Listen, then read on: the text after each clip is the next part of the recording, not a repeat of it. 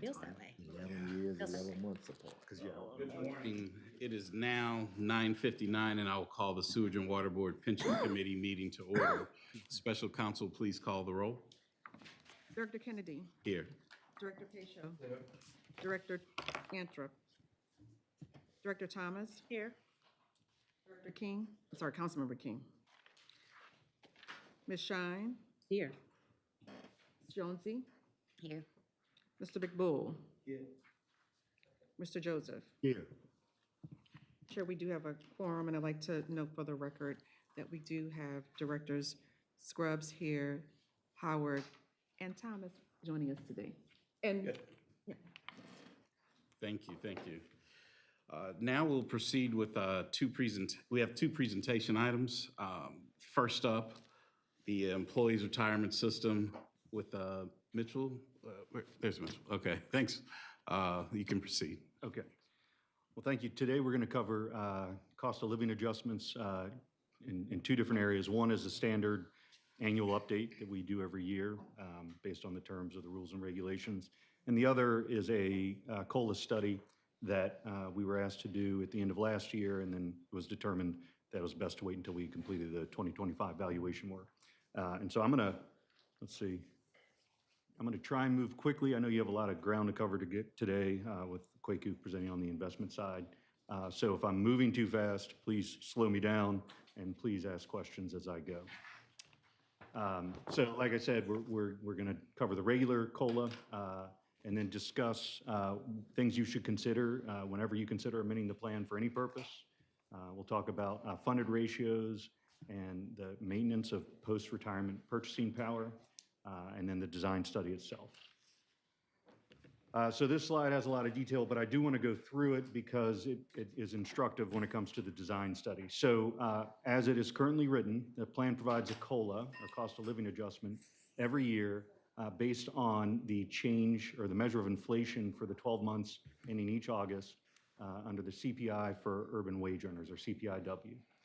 If that amount exceeds 2%, then the COLA is limited to 2%. If that amount is negative, then the COLA is zero. In other words, you do not reduce payments when inflation is negative, which it has been a couple times in the last 20 years. The COLA is only provided after age 65, so pre-65 retirees do not receive a COLA. And in the year in which someone reaches age 65, they get a partial COLA, prorated for the portion of the year in which they are over 65. Another big item in the COLA design is it's only applied to the first $10,000 of the original annuity amount of retirement, or the retirement allowance. So the result is there's no compound interest, and we'll illustrate how that works in another slide or two. And lastly, for members who are in the drop participation period, they do not receive COLA until they exit the drop participation period and reach age 65. So those are the rules as written and applied at present. So here are a couple of examples of how this works. We will assume the retiree is already age 65 at the beginning of the year, and the year one change in CPI is 2.5%, and year two is 1%. So for the first example, we'll assume the retiree has a $9,000 annual retirement allowance. So they get, because the CPI exceeds 2%, the COLA is capped at 2%. 2% is applied to $9,000, which is $180, and the annuity is increased to $9,180. The next year, the COLA, or excuse me, CPI is 1%, so the COLA is 1% since that's between 0 and 2%. But is applied to the $9,000 original amount. It is not applied to the last year's amount. It's applied to the original amount. So they get 1% of the original $9,000 and get another $90 added to the $91.80 from the prior year and increasing to $92.70. So every year, it goes back to the original amount and Right. never accumulate. That's right. So that if it did accumulate, that would be compounding, but this plan doesn't do that. In the next example, we just assume someone who has a $15,000 annuity at retirement, and therefore what changes in these formulas is that instead of the full amount of $15,000, it's capped at $10,000. And so you can see that in year one, when the COLA was capped at 2% is 2% of 10,000 rather than the full benefit amount, that's 200. And the annuity increases by that 200 to 15,200. And the next year, it's 1% of the 10,000 limited amount, and so they get another $100. So this example just illustrates that additional feature for folks who have benefits in excess of 10,000. Wait, So so Mitch- it's cumulative in the second example? Excuse me? It's cumulative in the second example? No, it's still applied to the 10,000, the 15,000 limited to 10,000. So it's still 1% of 10,000 Should in be year two. $15,100. Well, it gets added to last year's amount. So the COLA gets added to the prior year amount, but the increase is applied to the original amount, not last year's amount. So the percentage increase. Yeah, the second one seems cumulative to, I don't, I guess I don't understand that No, either. it's Okay. not. So, It's not. See, the thing is that One more it's only time. for the $10,000. Just the 10. One person is $100. The last year he got 200 because of the CPI was 2%. So it added on to the amount $300. So that's why you see 15,300. but why does the 200 transfer from year one to year two? Because it was already added last year. yeah, it's, so if it was compounded, it would say, okay, in year one, I increased 15,200. In year two, I'll increase the 15,200 by 1%. The full amount of last year's would be increased. And instead- It's the base. It's just the It's just the $10,000 base. It's the only thing you're applying the calculation Is to. off the base. So you still keep the $200. Yes. Always. Okay, I But got you. every year you're calculating the Off new the base. COLA against the $10,000 base, Right. Is it- not with any The two compound. different, there's simple and then there's compounded, right? In the simple, you're calculating that year two COLA off the base. In the compounding, you're calculating it off of the new amount. We don't have that. Okay, Is that? you still. We're always get the- building on last year's amount. Yeah. Right. Keep last year's amount, but the Calculation of calculation the is on the COLA. base. Of the Is- added. Okay, so Okay. you're still keeping the last year's. Yes. Okay. Thank you for That clarifying. makes So if it's a negative amount and you won't do anything, you'll keep the 200 from last year, Correct. year two. Correct. A zero increase, Correct. but you would never decrease the I benefit. understand, thank you. Okay. So that's how it works. And this slide shows a history since 2007 of the annual change in CPI. You can see that in some years it was negative, where it's red. In some years it far exceeded 2%, and in some years it was between 0 and 2. And so the COLA percentage is as applied by that formula. When it's greater than 2, it's limited to 2. When it's negative, it's 0, and it's between 0 and 2, it's the actual CPI change. So that's the history. And so this past year, inflation from August 23 to 24 under this CPIW was 2.3%, and so we capped the COLA at 2%. And so in terms of, Did you have the totals, like if you were adding up the full column, like We- how our rule matches? later in the slides, I'll show the cumulative amount. Yeah. So in terms of the current year COLA, that, this is the regular COLA we're talking about today, where every year you pass a resolution to increase the benefits. It would be 2%, and this just shows the figures. So the rows break the annuitants into different groups. The first are the annuitants under age 65. Because the COLA is not offered pre-65, the amount of the COLA is 0. The next is the drop annuitants, regardless of their age, as long as they're in the drop participation period. They also do not get a COLA by the definition in the document. And then lastly, we've split those over age 65 between those below 10,000 and those above. So the row A, 3A is getting 2% of their full benefit original annuity, and those in 3B are getting 2% of the 10,000. And some of them, if you do the math, it won't work out to exactly 2% because some people turn 65 during the year and don't get a full amount. But the total increase, so you can see before the COLA, or the annuities paid last year were $25,017,000, and this COLA would increase the aggregate benefits paid by $123,000, and so you end up post-COLA $25,141,000 for the year. And so the resolution today dealing with this is asking for approval to increase the annuities by that 123,000 cumulative amount. So that's just the regular COLA. So the increase is only 123,000. Yes, out of the 25 million.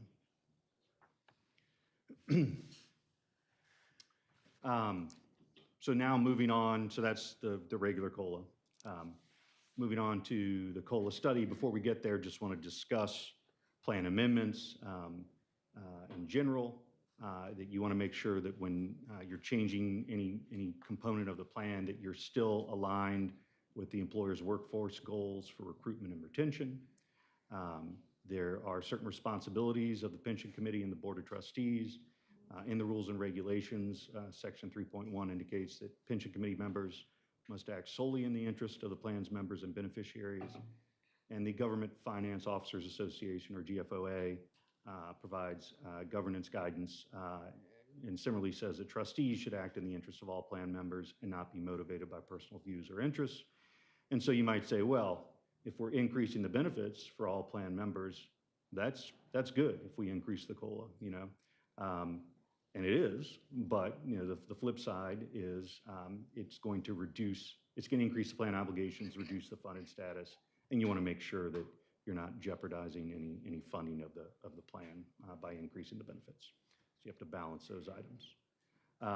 In terms of the funding policy, remember this plan has a written funding policy that states the method by which the plan is funded, as well as certain goals and priorities.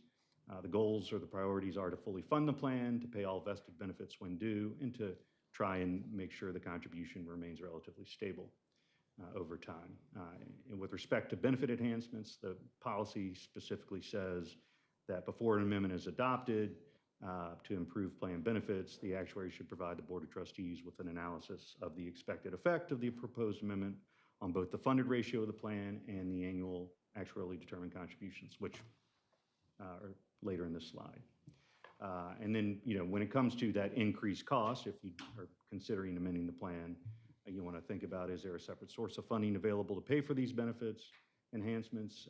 And would employees share the cost of enhanced benefits via increased employee contributions? So who would be responsible for funding these benefits? And of course, anytime you're amending a legal document, you want to have legal counsel involved in reviewing any potential amendments before they're adopted. So just a little background on the plan's funded ratio. That's the ratio of the plan assets to the actuarial liability.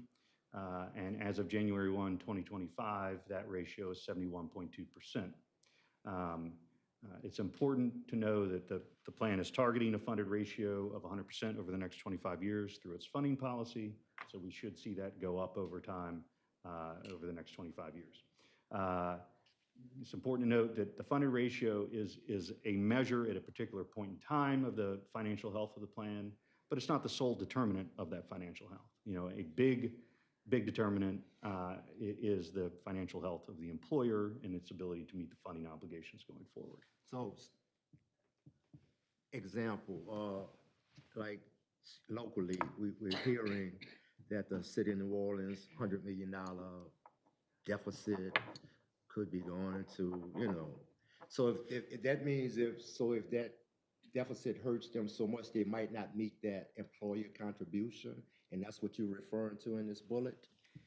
Yes, right, that ultimately the employer and the employees are responsible for funding the plan. And if the financial health of the employer was such that the contributions under the funding policy, you know, in the foreseeable future would perhaps not be met if the plan were amended, then that's an important consideration. We've seen that in New York and other places over the years, and that's what you're referring to. Yes. So, and we'll talk a little bit more about different measures and with respect to the funded ratio and what to consider before amending the plan. Excuse me.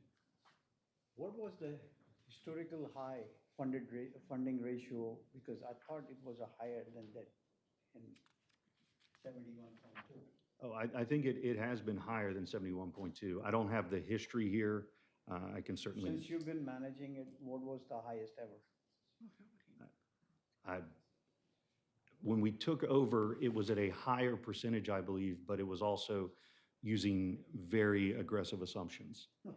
And so that, it's sort of meaningless if the assumptions are overly generous, then that funded ratio doesn't hold much water. So So it changed. it changed. And I can send an email to Gray or whatever after the meeting to share with the history of the funded I status. thought I have heard as high as close to 79% at one time. Yeah, but it was those mortality tables that were like 35 years old were built into some of those assumptions. So once those were updated with best made it- practices, it made it more. Realistic. Yes, that was the biggest change.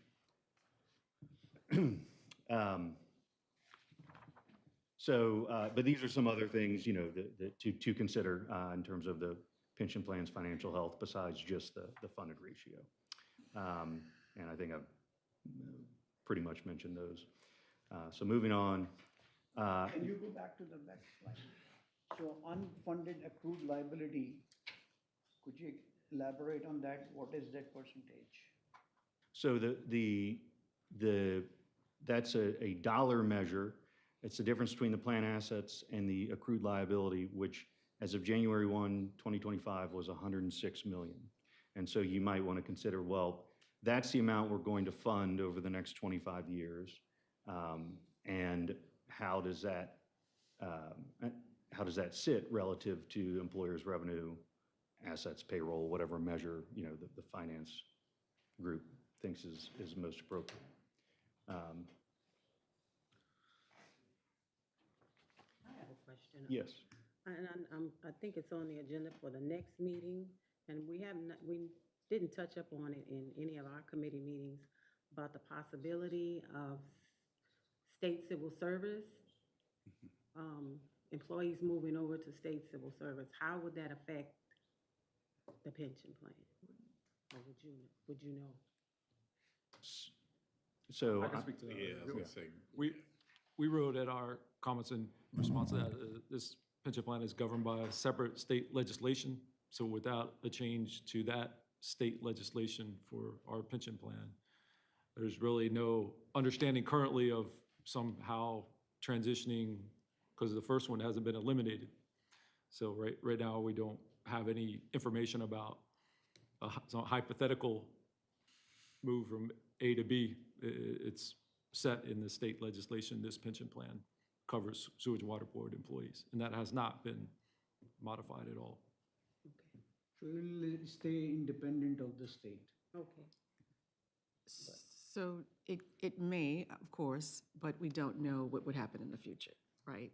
So right now, the board, the state statute has a specific, in our rules, we have a specific statute for the Sewage and Water Board's pension plan.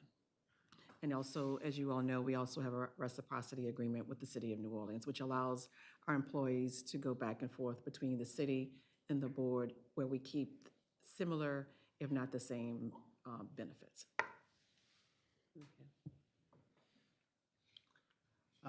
So this slide is just a graphic representation of funded status going from 0 to 120%. In the middle, right there in bold, is where you currently are at 71.2%. And just above and below that are some measures that do not apply to this plan, but because public plans are not subject to the ERISA funding rules. But I think it's instructive just to know what private plans can and cannot do under the rules that apply to them. So when a plan is below 80% funded in the private world, it cannot be amended to improve benefits unless the full cost of the amendment is immediately funded. Rule doesn't apply to your plan. Similarly, if a plan is 60% funded in a private plan, then the benefit accruals must be frozen. In other words, the rules are designed such that, hey, get the plan funded up before you start giving more benefits for future service. That's additional benefits, not the. Yeah, so you freeze the benefits in terms of you cannot accrue anymore, so additional years of service don't count during that period. And so the idea is spend the money funding the plan up, don't spend money on additional benefits that do not improve the plan funding. So again, those rules Apply to- don't apply, but because there are no rules, necessarily that apply to public plans, it's good to look to plans that are subject to some different rules. But this is exactly what we asked for, because it's good to know in the private sector, you hit 60%, everything is on fire. Like, it's just bad news, right? 80%, you're in, great situation. We're looking really good in the middle. And We are working towards 100%. right, working towards 100, and just you can see these colors kind of obviously red bad and green and blue good, but you can see they kind of bleed over. There's not like, it's 70%. It's not that you're necessarily green or yellow. There's nothing magic about 70. It's just that's why it's not necessarily great. It's not necessarily bad. It's just in this area that's on the road to improvement. And so these other items we don't really need to worry about when a plan's 100% funded or 120% funded, but plans like that are in good shape and you're headed that direction. So what does the plan promise with its COLA? It is by design not intended to keep pace with inflation, and the plan has never promised to keep pace with inflation. It is just assisting with the maintenance of purchasing power. A plan that is designed to keep pace with inflation indexes the benefits to 100% of inflation, doesn't cap the amount of the benefit to which the COLA is applied to, and it would compound it over time. So, again, the COLA in this plan is meant to provide additional maintenance of purchasing power post-retirement, but not to guarantee the same purchasing power. Social Security, however, those benefits are indexed to inflation, and the employer obviously funds half of those benefits through FICA taxes for each employee. And so a good portion of a retiree's purchasing power is maintained through Social Security benefits. And then lastly, in the three-legged stool of retirement, employer benefits, Social Security, and employee self-funded benefits. If the employee is able to have any savings and invest them, then that can help mitigate changes in purchasing power over time. So point of interest, if like the fire, police, teachers, they don't pay into Social Security. So is their defined benefit plan more indexed to inflation? Well, each plan is different, but plans that, where the employees are not eligible for Social Security, those tend to provide a larger benefit than, plans that, where the employees are eligible for Social Security. So, again, the maintenance of purchasing power is going to vary plan to plan. Thank you. So, Rebecca, this is the slide you were thinking of. And so this shows cumulative compounded inflation over the last 20 years, 15 years, 10 years, and 5 years. So each of these periods shows the beginning, and they all end at 1/1/25. And so if you look at cumulative CPIW, again, this is the plan's measure of inflation that it uses. Inflation has caused prices to increase 67.5% in the last 20 years. And as you go down, in the last 5 years, it's been a 23% increase. And the next column over, the plan COLA would have increased benefits over the last 20 years, 31.7%. And I want to be clear, as it says in the title of that column, this is for a member with a benefit under $10,000 a year, right? Because the full benefit will be getting the COLA under the plan. And then the last column shows the difference between those two columns, the cumulative CPI and the cumulative COLA. So there's a shortfall relative to full inflation protection. And so you can see that someone who's been retired for 20 years and was age 65 or older that whole period, they would have gotten a 31.7% increase in their benefit, but they would have needed an additional 35.8% to keep pace with inflation. So that's what that represents. And that's only on the 10,000. That's right. It's not on the whole benefit. It's Right. on the 10,000. So someone who's getting a $20,000 a year benefit, they're basically getting half of that COLA shown in that fourth column. So, and we talk about that in the report itself. But someone who had a $20,000 a year benefit in the last 5 years, instead of getting 9.4% increase, they would have gotten a 4.7% increase of their total benefit. And so their shortfall would be greater than what's shown there. And of course, as I mentioned, Shortfall would be double. well, the shortfall would be in another 4.7%. So the cumulative COLA would get cut in half, but the difference between those two columns would be, you know. Okay, so for example, when you're talking about, let's say the last 5 years and the shortfall is 14%, on average, those 143 retirees make 6,500. So you're talking about 910 less inflation per year. Let me go back to the slide because oops. I got, okay, the 143 under 10,000. I'm sorry, say the rest again, please. Okay, so their average payout is about 6,500 per year. Okay. And if you're saying a 14% shortfall to inflation, that's about $910 less than, Okay. just to keep it even based on, to keep up with inflation. Yes. $900 a year Yes. I mean, would be the shortfall if they were to keep up with inflation for purchasing power. yeah. That sounds right. I mean, I'm not doing the math, but yes, sounds like it. Okay.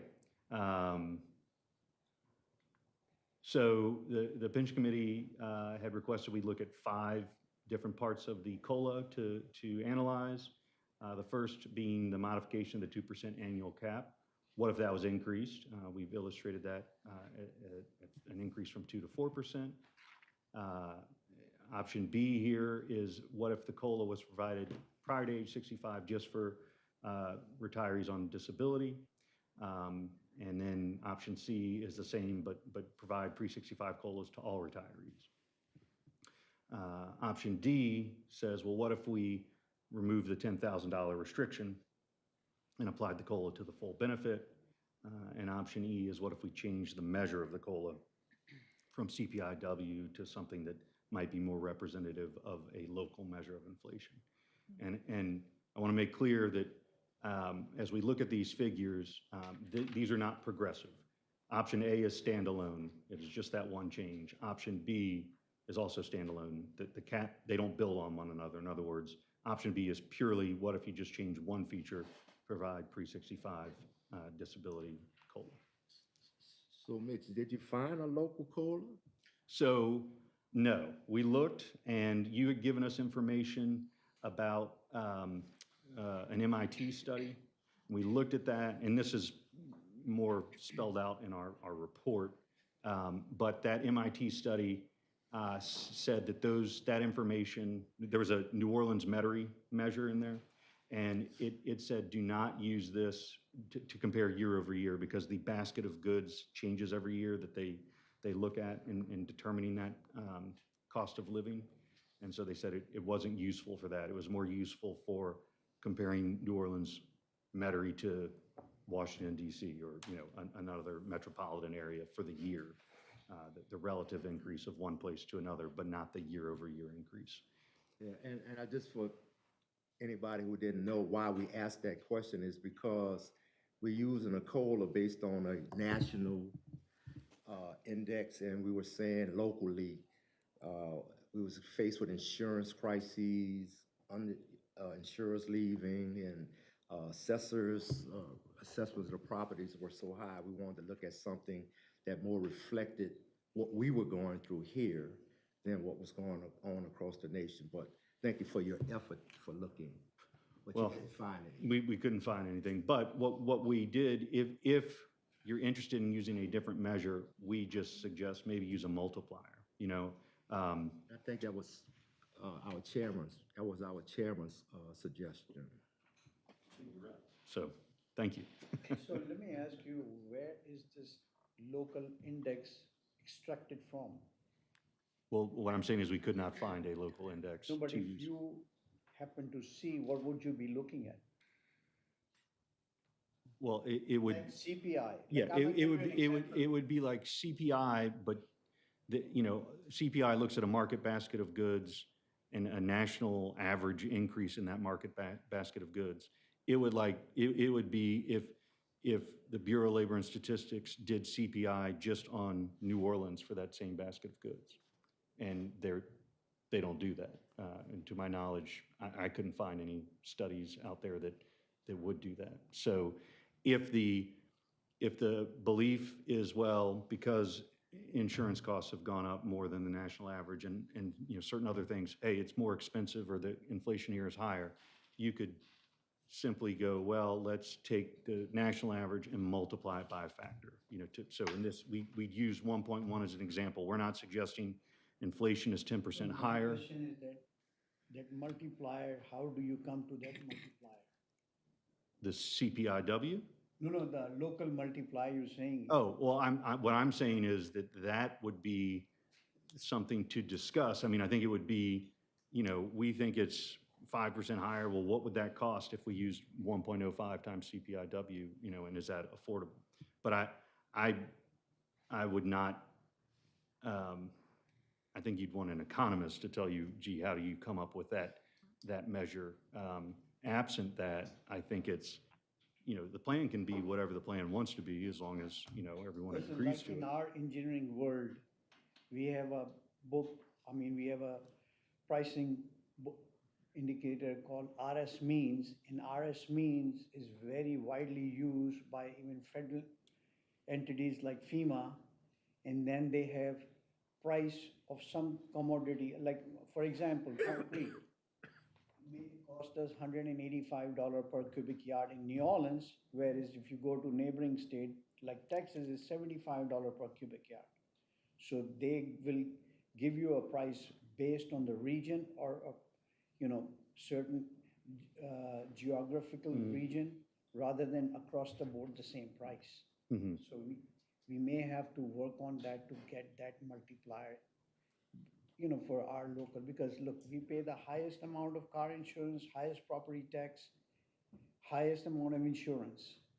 And we literally gonna be, these factors are quality of life. I think everyone's in agreement with that, but what's happened is there's been a good faith effort to find out through the Department of Labor, Bureau of Statistics, they don't drill down into New Orleans Metro. I think that's a conversation for local representation to maybe, or someone to pay an economist to do that, but our government's not producing it, essentially. Definitely. Yeah. And so I think what Mitchell has illustrated is, if it's the will of the board, of the trustees, you can pick something other than CPI. And so he's illustrated what it looks like if we're 1.1 of CPI. It's for illustrative purposes. You might think that makes sense. You may say, no, we could be a little more aggressive, or we don't need to, or we can leave it alone. The board can decide this is for you to see what that exercise would look like. Is that fair? In lieu of not having an actual CPI for New Orleans Metro. And thank you for the effort, Mitch. Sure. And as it says in the report, the 1.1 is arbitrary. It's not like we're saying we think it's 10% higher. We just pick something again, so you'd have something to look at rather than no option E. And so just looking at this exhibit, the first four lines are the actual accrued liability, and broken into the groups of participants, the active employees, the vested terminated participants, and the retirees and beneficiaries currently receiving benefits. And then going across are the current plan. That's the plan without any amendment, and that's what's shown in our January 1, 2025 report, liability of $368 million. And then as you go across for option A, B, C, D, and E, you can see the various ways in which the liability increases. And and line 5 does the math for you and shows the delta between the current column and the current plan column. So, for example, looking at column 4 for option C, where the COLA is provided to pre-65 retirees, the liability goes to $369.8 million, which is a $1.8 million increase over the 368 in the first column. So each column is being compared to the first column. And you can see that, okay, increasing the COLA from 2% to 4% is a $4.2 million increase in the liability. Offering it to pre-65 disabled retirees is only a $200,000 increase in liability. I mean, again, there's not a lot of folks on disability retirement, and not many are expected to enter disability retirement in the coming years. So that's why that isn't a large increase relative to some of these others. Option C, if you gave pre-65 COLA to all retirees, it's $1.8 million. You know, we were a little surprised that that wasn't more. That's in part because most of the retired population is already over 65. And in terms of future retirements, we assume on average that people will retire around age 62 to 63 on average. You're going to have people retire much earlier, people retire later, but if you take the weighted average from our assumptions, so we're adding on average 3 years of COLA to the retirees. Obviously, option D is the big one. If you provided the 2% COLA to the full benefit, it would increase liabilities $24.6 million. And then option E, again, changing the measure of CPI, but this is keeping the 2% cap, would only increase the liability $300,000. The other component, right, so this is the increase in the liability in line 5, and that's going to get funded and amortized over a certain period. The normal cost, that's the cost of the annual accruals for the employees, that will go up as illustrated in line 6 and 7 for each of these designs. And so not only do you have an immediate sort of past service cost for giving this COLA to retirees, you have a future cost of providing a higher COLA to future retirees. And that's built into the normal cost accruals. And normal cost is the cost that the employer is paying, that the benefit is paying out? No, it is, Elaborate on that. the normal cost is the present value of the current year accrual for current employees. So how much benefit do they earn this year? And so they're going to earn more benefit if you're providing more COLA on that benefit. And so that's what that is. So every year, and we'll look at this in the next slide, but you pay the normal cost as the contribution plus an amortization of the unfunded. But before we get there, I just want to point out the funded status and how that additional liability affects the funded status in the final row. You're currently at 71.2% funded, and you can see that the funded status is going to drop some under any of these where you're adding liability. And for the first 3, you're still above 70. Well, actually, for the first 3 and the last one, you're still above 70. But the big one, option D, would take you down 5% to 66%. So from column 3 to column 6, we capping the COLA is still at 2%, except for option 2, where you increasing it to 4%. Yes. So each one of these options A through E, we're only changing one thing. We're not building on the last column. So this kind of breaks the contribution, the actuarially determined contribution. So we looked at, on row 8, what's the effect of the funded status? And this is looking at what's the effect on the actuarially determined annual contribution. And so if we look at the current plan, right, we have a $6.8 million normal cost. And just to be clear, on this slide, it shows 6.5. On this, it shows 6.8. It's because on this slide, we include interest to the middle of the year because the contributions are made throughout the year. So that's why those numbers do not match up. Then we amortize the unfunded. And we do that in layers. We talk about that every year when we show the valuation report. But the amortization payment for 2025 is $8.8 million, and the total actuarially determined contribution is $15.6 million, which is 24.28% of payroll. Now, keep in mind, the figures here are showing the total actuarially determined contribution. The employees are paying 6% of that 24%. So that means the employer's contribution is 18.288%. But we're showing just the total here rather than reducing it by 6% each time. And so under the funding policy, when you amend the plan, you amortize that amendment over 15 years. And so going back to this slide, the row 5 increase, if we look at column 2, 4.2 million, if you pay that over 15 million years, amortize it, 15 million, if you amortize it over 15 years, it'll be $500,000 per year is what the principal and interest payment is each year. And so you can see the first 2 rows, well, the normal cost didn't change due to rounding, but you can see in row 2 is the same across all options, but row 3 is that amortization of this new increase in liability. And then row 5 shows the total increase, which is, again, the increase in the normal cost plus that amortization layer. And again, we show it as a percent of pay. So you can see what if you were to increase the cap from 2% to 4%, that would increase the annual contribution by 0.8% of payroll. And so on down the road here.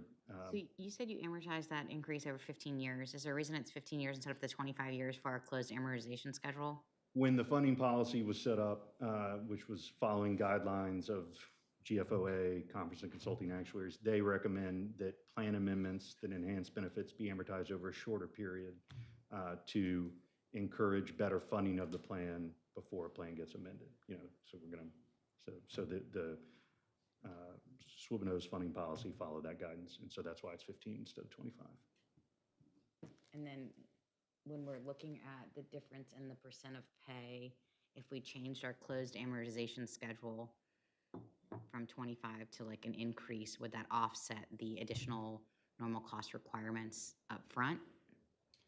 So, yeah, I mean, if you were to lengthen the period over which you're funding the plan, then yes, it would reduce the annual contribution, and you could presumably target a number of years that would get you back to the same annual cost, but you'd be funding it over a longer period of time, and your funded status would improve more slowly.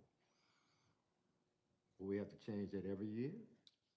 Well, the funding policy isn't changed every year. The contribution is changed every year to recognize any gains and losses in investment return and the plan population deviating from what was assumed to happen to the plan population.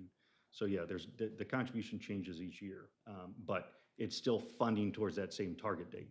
But it used to be an open amortization be open. until 5 years ago when we made it a closed over 30 years.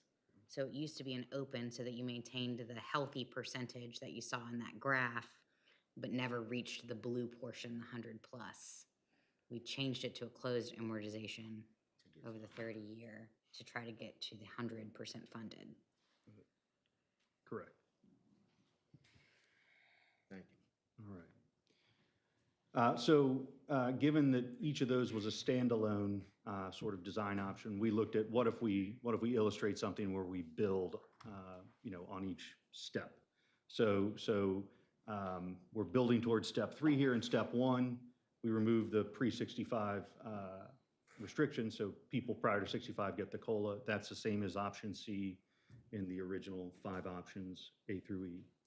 Then in step 2 here, we say, what if we do step 1? So we offer the COLA pre-65 and we increase the cap from 2% to 3%. And then in step 3, we say, what if we do steps 1 and 2 and we remove the $10,000 restriction? Just to illustrate, what if you wanted to look at combining some of these designs? And I do want to point out that this step 3 is different from the step 3 in our report. The step 3 in our report just increased the 10,000 to 12.5, but when we talked about it, we thought it might be better to illustrate the cost on the full benefit. But the step 3 in the report can be used to see what that difference is. So again, this is a change in liabilities and normal cost. Current plan column is the same on that as the prior slide, $368 million, liability 6.5, normal cost 71.2% funded. Step 1 is going to look identical to option C on that prior slide. Step 2, again, now it's step 1 plus increase the COLA from 2 to 3%. And so you can see that the increase in liability goes from 1.8 million to 4.8 million when you add that additional element. And then if you were to provide pre-65 COLA, increase the COLA to 3%, and remove the $10,000 restriction, it would be a $42 million increase, and that would push you down to 64% funded. And so I think we make it clear in our report, but we would strongly caution against something that reduces the funded status that much. This slide, again, takes those figures and turns them into annual contribution amounts. And so you can see the current contribution of 24.28% increases 0.3% to provide step 1, 0.9% for step 2, and 7.8% for step 3. So it's a huge increase in the total contribution from 24% to 32% if you went that far. Just so I'm clear on option D, when it was to put the benefits to the entire instead of the cap, that's at 2%, correct? That was at 2%. So that's why this one costs, And it's still significant, a significant increase at 2%. Okay. yes, Got it. yes. So things to think about, is an increase in the employer contribution due to the amendment sustainable? So would that additional anywhere from 0.3 to 7% be sustainable? What's the near-term effect on funded status? We showed you the immediate effect on funded status, but obviously you would kind of lag behind where you would be otherwise absent the amendment. Would the plan be better served by making additional contributions to the plan in lieu of increasing the COLA? So if you had the funds to pay for the improved benefit, would it be better to just not change the plan and put those funds into the plan to improve the funded status? And in that regard, should the COLA amendment be delayed until a better funded status is achieved? Just by way of, so I talked about the 80% for private plans. I was looking at the City of New Orleans plan, and they have something, they have two types of COLAs, an ad hoc COLA and a more permanent amendment to the plan COLA. And for the ad hoc COLA, they look at sort of that year's budget and see, can we provide an additional one-time, 13th check. But for their amend the plan to add a permanent COLA, they have in their rules that the plan must be at least 85% funded. So, but right now they're at 62% funded. So they're not in as good a shape as you by any stretch, but they do have that restriction. So again, you don't have to do what the city does or do what private plans do, but just food for thought. As we mentioned, you want to consider any amendment in the context of the funding policy. And then lastly, this is in the report too, but the GFOA advisory has an advisory about, adopting COLAs, and they caution against it in certain circumstances. And so we just wanted to share their advisory with you and let you judge it for yourself and how you want to weigh that. Their advisory does apply to ad hoc COLAs, sort of that one-time increase.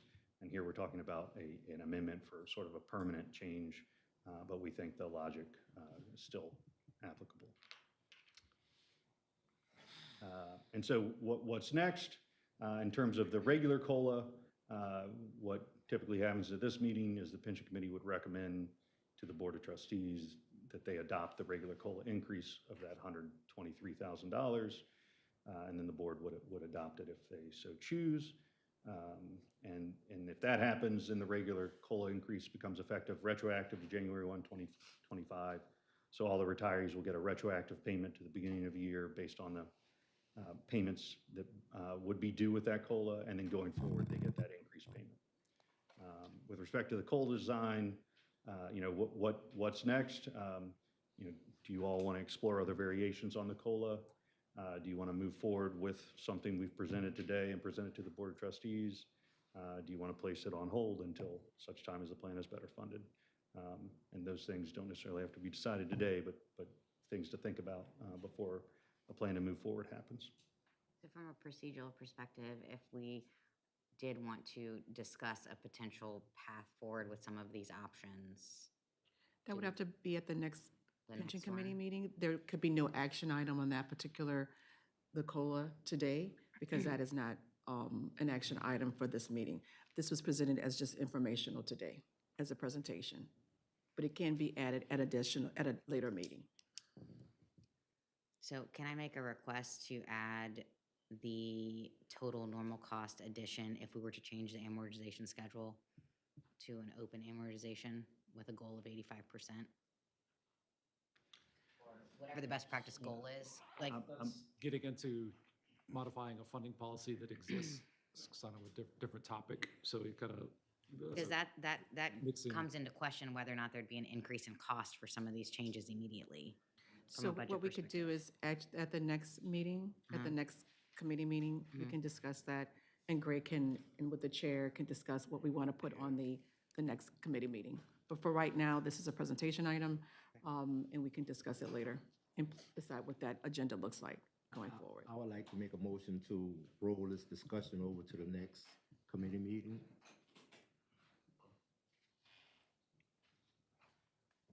See, the whole purpose of this presentation is not just to listen and sleep on it. We gotta act. So we gotta put this item in the next committee meeting where we have to take an action, negate it or approve it, whatever. So the next, at the, Yeah.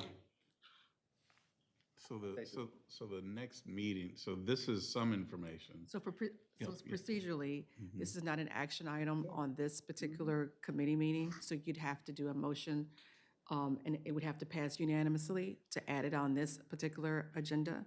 However, we can add it at the next committee meeting. When we have the next pension committee meeting, that can be an agenda item to put this back on the agenda as a presentation item and as an action item.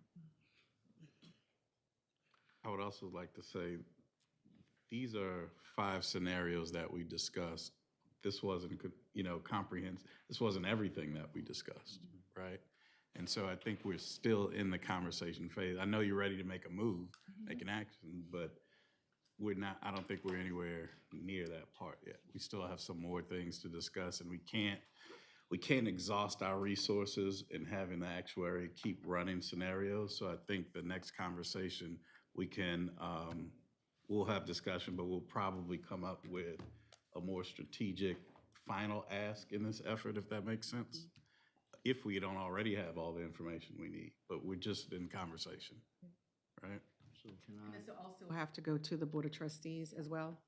So this discussion, this presentation should actually proceed to the Board of Trustees, which is after our next board meeting. Can I make a request that we go on the action item before the next presentation item on the cost of living increase? Is that possible? I have to go get my baby, so I have to leave, so if y'all. Okay. We would need a motion to amend the agenda to take up the action item,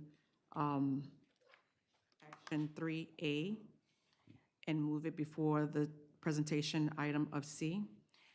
I move. I move to. Anita, we have a motion? I'm second. Okay. It's been moved, it's been second. All in favor? All right, any abstention, any? All right, that motion carries. And so now we can take up action item 3A, the resolution R171, 2025, accept the 2025 cost of living adjustment as of January 1st, 2025 to the Employees Retirement System of the Sewage and Water Board of New Orleans. Gray?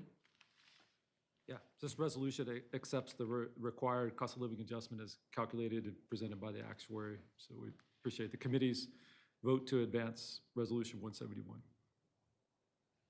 Do we have a motion? It's been moved. And seconded. All in favor? Aye. All right, it carries, cost of living. Thank you, and then we'll go now, Kwaku. I'm sorry. I think, did we clarify, what I like to see is us, for the next meeting, just carries discussion over, not maybe to make a decision, but to carry the discussion over to a later meeting. Yes, So we can can I put this reach? on the, you don't need a motion for that. We could put Yeah. this on a discussion item for the next pension committee meeting. Yeah, As I said before, this will also proceed to the Board of Trustees as well. Okay, Because the Board of Trustees is the entity that makes the final decision. thank you. Thank you, Mitch. Thank you. Another comment? No. Oh, yeah, we're ready for Kwaku, and get started now, thanks. But- Before you get into your presentation.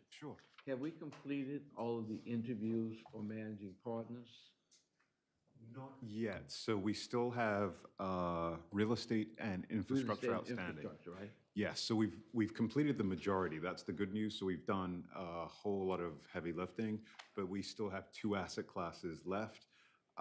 Even though we won't be going through the search today for real estate, it's included as an informational item.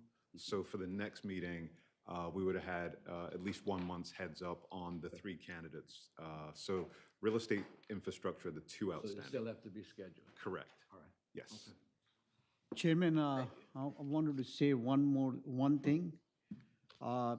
Since I go to the monthly meetings and we have very good presentations, sometime I would like those presenters or those particular companies to contact Quaco to look into it. But unfortunately, it was very offensive for somebody from Quaco to tell that, oh, don't worry about Moby. He's just always saying something.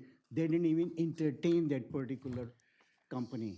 So we can have that conversation offline. You're describing something that's not a part of our business right now. What I'm saying is that, sir, if we come across somebody who is a good real estate or infrastructure manager, we should, I mean, if, Moby, I can stop you right. We have a process in place to quantify and qualify who is a good candidate, right? At any point, you can get a copy of those requirements and distribute to an entity that you think would qualify. We have that procedure in place. We don't need to stop the meetings for this. Okay. I would say for the record, managers will say anything as well, so I don't get in the habit of talking about trustees, so I would take anything a manager says with a pinch of salt as well. So that's, again, just for the record, because managers need to get the money, and sometimes they'll say whatever to get in the room. So with that, we'll jump into performance. I'll try and give you your time back, so I'll be relatively brief. The good news here is the markets have been very strong as we think about the equity markets. This is through the end of August. We see the international markets have outperformed the domestic markets. Through September, we've also seen a continuation of the strong returns across the major asset classes. Next month, I think the one difference we'll see is emerging markets at the top of the list, since they had a 7% return in the month of September. We're going to fast forward a little bit to actual returns. So we think about fixed income for the month of August, up 1.2%. The prospect of interest rates coming down was a significant driver of these strong returns we see for fixed income. When rates go down, fixed income goes up in value. So that's really, again, a key driver behind those returns there. On the US equity front, we also see pretty solid results. So you're looking at around 2% for the broad market. And then as we go further down the cap spectrum, you're looking at small cap having a pretty solid rebound as well. So the prospect of interest rates coming down was a pretty strong tailwind for the small cap segment of the market. International has continued to really dominate. So we look at year to date, international significantly outperforming. Again, next month, we'll continue to see that continuation of the trend. And then as we think about other areas of the portfolio, real estate that we're looking to diversify into, infrastructure that we're looking to diversify into, they've continued to make a very compelling case as we think about their ability to navigate up environments. But then as we see volatility, we've definitely seen downside protection come in from both real estate and infrastructure. When you talk about international, can you elaborate what it includes? I mean, is it the European, Asian, which markets? Yeah, so for international, we have both developed markets as well as ACWI ex-US. Developed markets, the EFI index here, you can think about Europe, Asia, the Far East. ACWI would include your EFI index as well as your emerging markets. So these two components of the international markets, the global would be broader, the EFI would be developed, and then emerging markets, these are your emerging economies coming up. So regardless of which segment we're looking at, whether it's developed, whether it's global, or whether it's emerging, all of these segments have significantly outperformed the US equity market.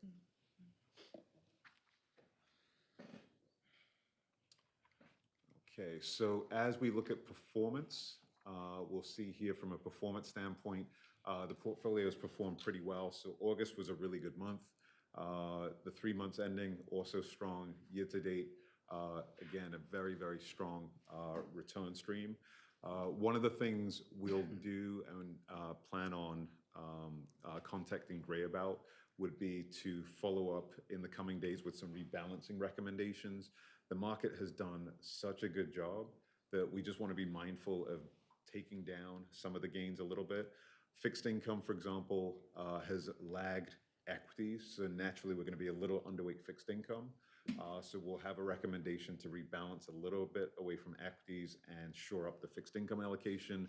And then depending on what the cash needs are of the portfolio, we may look to increase our cash allocation just by a few months. So that way, should the market go down, we're not in a position where we have to sell from the portfolio. So I'm glad you said that because I was going to interrupt you. Something that fellow trustees often brings up.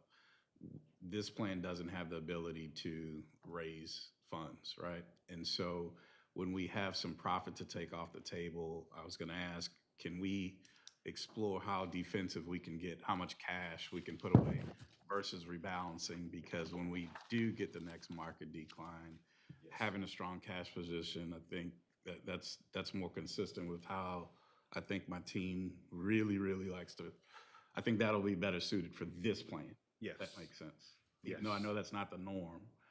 Correct. It's not the norm, but also cash is yielding around 4% right now. Right. It's not free, so it's. Exactly. So we're not necessarily taking returns off the table by being a little bit mindful, having some of those gains locked in. And then that way, should the market go down, we're not in a position where we're having to sell from the portfolio. Right. So we're in a pretty good position now. So that would be in the next couple of days. I think the goal from this end to really follow up with Gray, give some thoughts and recommendations to rebalance to target in fixed income, and then just get a sense of what cash needs would be over the next couple of months. And if it means, in advance just liquidating so we're good for the next 4 months or so, definitely comfortable with that approach. And I will mention that that's something we're doing with several clients. Okay. So you guys wouldn't be an outlier here. This is really, again, just being mindful of the markets, how the markets have moved, and then the markets are up, but there's usually only one way you can go if you're up this significantly. That's right. So the dialogue you and the chairman just had, you was talking about rebalancing. He said, let's put it more in cash because cash is at a 4% return. So we're not really just taking it off the table. We're still gaining something on cash, in cash. Right. In case something falls, we can reassure that with the cash that we have. Normal course of action is to take what's gone high, take that profit off the top, and buy what's at the bottom. That's the rebalancing. That's our normal course of action. What we're saying that's unique in this environment and the way this entity is set up, let's take that profit and instead of buying what's low right now, let's maximize our cash opportunity. Especially since it's giving a good return. That's it. Yeah, and this is exactly it. So relative to target, we're right now a little underweight fixed income. What we would want to do is shore up fixed income that's more conservative. And then from a cash standpoint, figure out what the cash needs of the plan would be for the next couple of months. And then again, bring down, it's really nice to have these overweights, but it's also nice to kind of lock in some of those overweights. So that's going to be the next step. And it's based off guidelines, an approved asset allocation, and a framework. So it's not us trying to wing it. It's really just us being very thoughtful and systematic based off the policy that we have. So I would say that wraps up the performance overview. The markets were strong, performance was strong for the portfolios. And again, we see here the overweights and underweights. So just addressing those very quickly. From a manager lineup standpoint, nothing to really point out performance-wise, because again, everything is rolled up to a pretty good return stream for us. So no surprises there. And then as we think about the portfolio, again, the portfolio has steadily gained. We've seen some nice gains, particularly in the more recent periods. And then what I'll do here, this is just informational for all of you, is just quickly jump into this document here, which is a search book. Real estate is one area that we're still looking for active management in. Represents around $8 million of the portfolio. So I think we're potentially looking at 2 managers. No recommendations, no action items to be taken. Just letting you know that this information here profiles the 3 candidates that we discussed in prior meetings. And I think once we get the all clear to bring those 3 candidates in for interviews, this is a good amount of information to take a look at in terms of their returns, how they build the portfolios, how they allocate the portfolios. Once this search is behind us, the infrastructure search would then be teed up as the final search for us. But again, if we think about the last 12 months or so, we've definitely gone through a lot of changes in the portfolio. We think about the addition of active managers. So this has gone at a good clip, and this is the final stretch of where we're at. What's the timeline for that, for those, for the real estate and? For real estate and infrastructure, I would defer to all of you guys in the sense of we can move as quickly as comfortable for you. I think for the real estate, because the analysis is already there and we've already isolated the 3 firms we want to bring into interview, we could determine what works for you all, whether it's October, November for the interviews. And then once those interviews have concluded with infrastructure, with real estate, we can then take a look at infrastructure, which could be, as soon as December, or we could defer to, January of 2026. So really dependent on your guys' schedules. And what's the allocation for infrastructure? So infrastructure, let me get you a specific number. So for infrastructure, we would be paring down the monies from Cohen and Steers. So that would be 18 million based off August numbers, a 7% allocation of the portfolio. And board relations can contact the chair and Gray to coordinate a time that you all are all available for that. All the directors, as well as the employee members for the next meeting. That would be it from this end in terms of comments.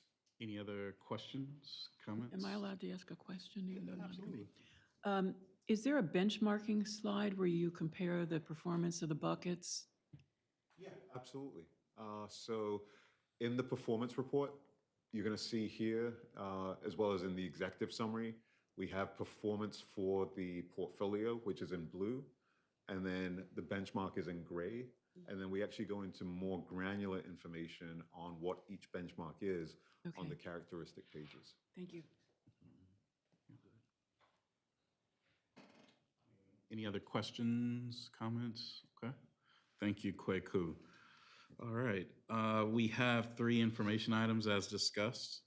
Are there any other comments before we adjourn public comment? And there are no public comments, Chair. All right, I will entertain a motion to adjourn. Aye. It's been moved and seconded. All in favor? Aye. We are now adjourned. Thank you very much. Thank